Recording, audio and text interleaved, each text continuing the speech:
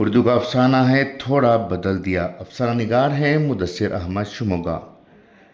نازیہ کو ادب سے اتنا ہی تعلق تھا جتنا پلاسٹک کے پھولوں کو خوشبو سے ہوتا ہے۔ وہ خود کو ادیبہ کہلوانا چاہتی تھی، مگر نہ پڑھنے کا حوصلہ، نہ لکھنے کی صلاحیت۔ اسکول میں بچوں کو پڑھانا تک اس کے لیے سزا کے مترادف تھا۔ وہ اکثر اسٹاف روم میں بیٹھ کر اپنے ناخن تراشتی یا پھر موبائل پر فلٹر بدل بدل کر تصویریں بناتی رہتی۔ اسی اسکول میں سلمیٰ بھی تھی۔ سلمیٰ کی آنکھوں میں لفظ بستے تھے اور قلم اس کے ہاتھوں میں نہیں، اس کی سانسوں میں چلتا تھا۔ اس کی تحریریں اخبارات میں شائع ہوتی، ادبی محفلوں میں پڑھی جاتی اور لوگ سر ہلا کر کہتے، یہ لڑکی نہیں، روشن مستقبل ہے۔ سلمیٰ کی بڑھتی مقبولیت نازیہ کے دل میں ایسے چبھنے لگی جیسے کسی نے تنور میں رکھ کر اس کی انا کو بھون ڈالا ہو۔ وہ سوچنے لگی، آخر یہ سلمیٰ کیا چیز ہے؟ میں کیوں نہ لکھوں، میں کیوں نہ مشہور ہو جاؤں؟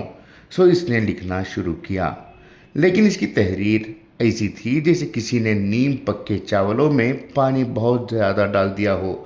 نہ چاول پکتے نہ دلیا بنتا۔ اخبارات نے اس کی تحریریں واپس ٹھکا دی۔ سوشل میڈیا پر دو چار لائکس بھی ترس کر ملتے۔ ایک دن نازیہ نے ایک نئی ترکیب سوچی، جو پہلے سے لکھا ہے وہ میرا ہی تو ہو سکتا ہے۔ اس نے پرانے رسالے نکالے، گرد جھاڑی، افسانے چنے، کردار بدل دیے، جگہوں کے نام نئے رکھے اور پوسٹ پر لکھ دیا میرا نیا افسانہ، اور لکھا افسانہ نگار نازیہ۔ لوگوں نے تعریفیں شروع کر دیں، کیا روانی ہے، واہ نازیہ میڈم، آپ تو کمال لکھتی ہیں۔ نازیہ مسکراتی، دل میں کہتی، ادب تو کچھ بھی نہیں، بس چھوٹی موٹی ترکیب جاننی چاہیے، لیکن تقدیر کبھی نہ کبھی تالے کھول کر باہر آ ہی جاتی ہے۔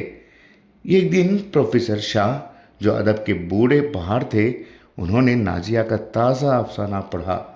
افسانہ پڑھتے ہی ان کی بھویں ایسے اڑ گئیں جیسے کسی نے اچانک پرانی خبر پر چراغ رکھ دیا ہو۔ یہ تو وہی افسانہ تھا، لفظ لفظ، سانس سانس، صرف نام بدلے ہوئے تھے۔ اور یہ افسانہ انہوں نے آج نہیں بلکہ 35 سال پہلے لکھا تھا۔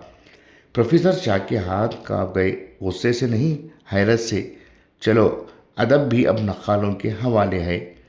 انہوں نے میڈیا کو فون کیا، صحافی آئے، مائک آیا، کیمرے آئے۔ پروفیسر شاہ نے نازیہ کا افسانہ اور اپنا پرانا افسانہ میڈیا کے سامنے رکھ کر دکھایا، جیسے باپ کے سامنے اس کا نافرمان بیٹا کھڑا ہو اور چوری پکڑی گئی ہو، وہ بھی لفظوں کی۔ شام تک شہر بھر میں خبر پھیل گئی، اساتذہ میں ایک نے افسانہ چوری کیا، کردار بدل کر اپنا نام لگا لیا۔ اس طرح کی سرخیاں میڈیا اور اخبارات میں چھپنے لگے۔ اسکول میں اگلے دن ہنگامہ تھا۔ سلمیٰ خاموش تھی، مگر اس کے چہرے پر عجیب سی سنجیدگی تھی۔ نازیہ کلاس میں داخل ہوتے ہی بچوں کی نظر بھی بدل چکی تھی۔ پرنسپل نے بلایا، گواہ، ثبوت، اخبارات سب اس کے سامنے رکھ دیے۔ نازیہ نے پہلی بار سچ بولنے کی کوشش کی، مگر زبان لڑکھڑا گئی۔ سر، میں نے تو بس تھوڑا ہی بدل دیا تھا۔ پرنسپل نے کہا، ادب میں تھوڑا نہیں ہوتا، چوری چوری ہوتی ہے۔ اسے معطل کر دیا گیا۔ گھر پہنچ کر وہ رونے لگی، لیکن یہ رونا دکھ کا نہیں، بے نقاب ہو جانے کا تھا۔ رات کو وہ آئینے کے سامنے کھڑی ہوئی، چہرے پر آنسو تھے، مگر ماتھے پر ہنسی کی تلخی۔